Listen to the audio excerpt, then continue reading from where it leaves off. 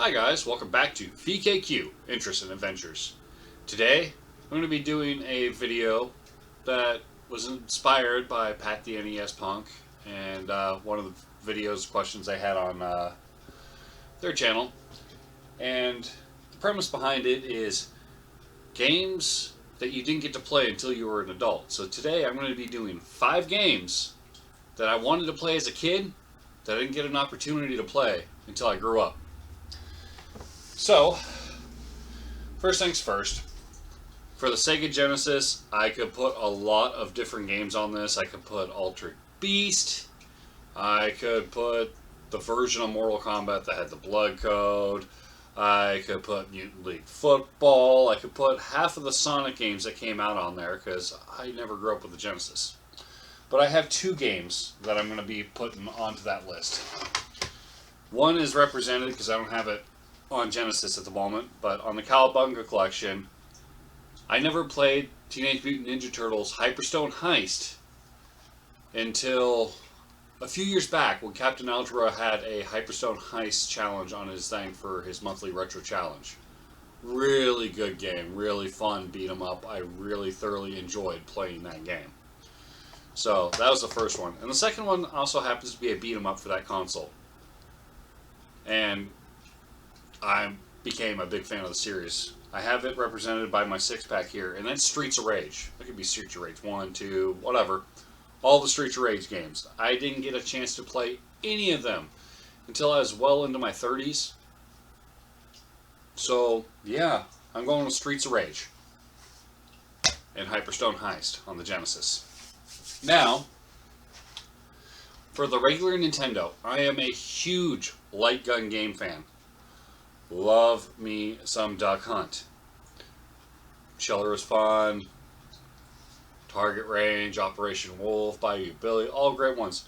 Well, one that I never got to play as a kid, that I didn't get into play until I was in my late 20s when I first got this game, that I always wanted to play. Don't know why I never rented it. I should have. But that's Barker Bill's Trick Shooting. This game is such a super fun light gun game. Bunch of different levels to go ahead and test your light gun skills with. Next one. I'm also a huge fan of video pinball. In fact, one of my collection goals was to get every video pinball game licensed on the NES, which I've completed. Now, I had a Super Nintendo growing up, but I focused mostly on my Nintendo collection, even though I had a Super Nintendo. And one game I always wanted to play, but never got around to playing until, let's say 2 months ago? Maybe 3? Super Pinball, Behind the Mask on the NES. There's only a couple tables, they're kind of creepy. I love the vibe to them, and it's video pinball. It's really fun. And last one in this short video of my 5 games that I pick that I didn't get to play until I grew up. Absolute classic, and I had to save this one for last because in this household we are a huge fan of Crash Bandicoot. Now, this one was towards the tail end of what quote unquote would have been my childhood. This came out when I was in 16, 17 years old.